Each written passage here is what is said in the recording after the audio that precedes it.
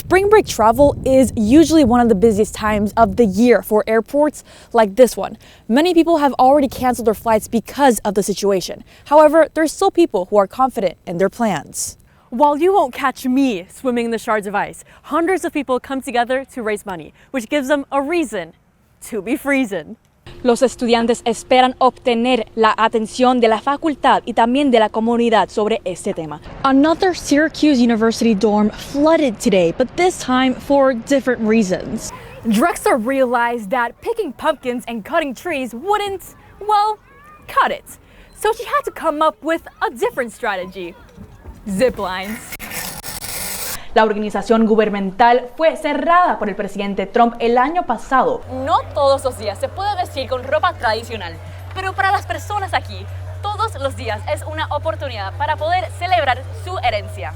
A suspect has been taken into custody after an assault incident happened right behind me at the university area garage earlier today. ESF is facing a $3 million cut next year. Muchos refugios de animales locales han estado esperando una respuesta de la ciudad y B&R Bunkhouse ha estado esperando por 5 meses. Or some that are a little bit taller. And out in Manlius, a beloved fast food chain has finally opened up in central New York. We're standing outside of the intersection between Euclid Avenue and Lancaster Avenue. Syracuse is experiencing a lot of flooding because of the rain right now. Pues yo tuve la oportunidad de ir a este desfile y hablar con varias personas en el evento. And a special tradition happens right here at night.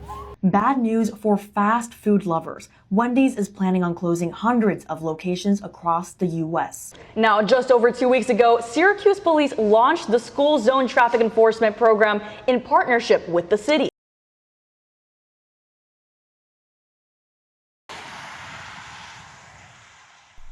Farming has been a way of life in New York for generations. But today, small farms are disappearing at an alarming rate. According to the Census of Agriculture report, New York has lost more than 2,000 small farms in the last decade alone. Now, many farmers have been getting creative to keep their farms alive.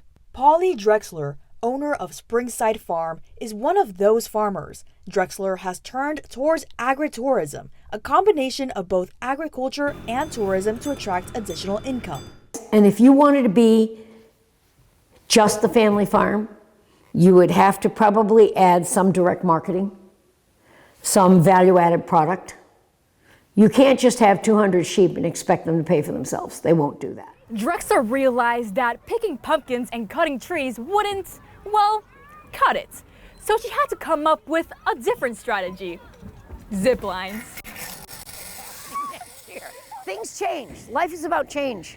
If you're not willing to embrace a change, then this isn't for you either. You can't do it like your grandfather. Your grandfather never had zip lines. You know, these things aren't going to happen, so. Drexler offers seasonal events and activities to draw in visitors, zip lines, playgrounds, trains, and more. And of course, like most attractions, you will always end up at the gift shop. But even with all of that, it's still a farm. They want to feel like it's still a farm. And it is, in creative ways. However, the reality is that many farmers don't have the time or resources to do something similar to Drexler, which is why many look for local support elsewhere.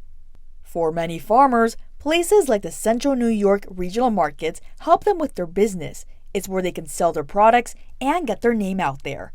For consumers like Kevin Medansky, it's more than just buying fresh produce.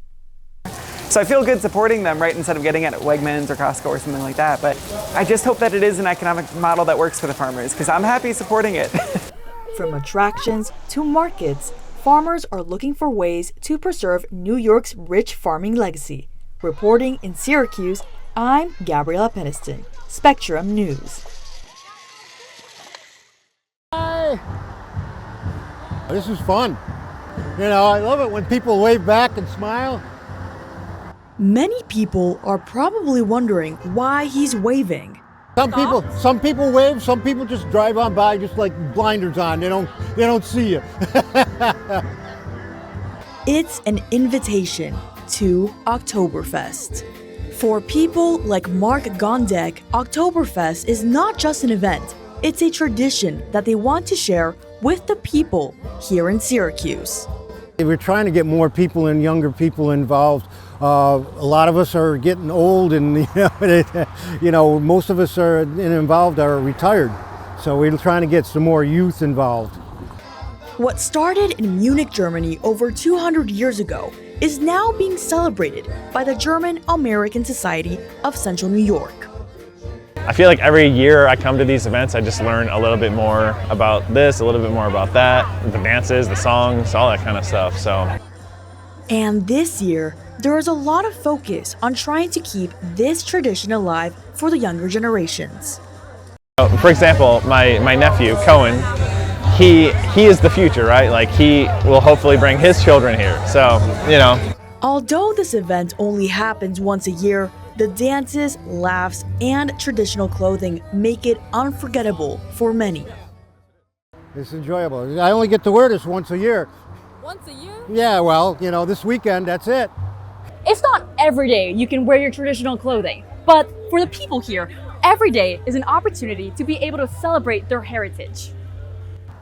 So if you catch Mark waving your way, now you know the reason. For Mornings on the Hill, I'm Gabriela Peniston.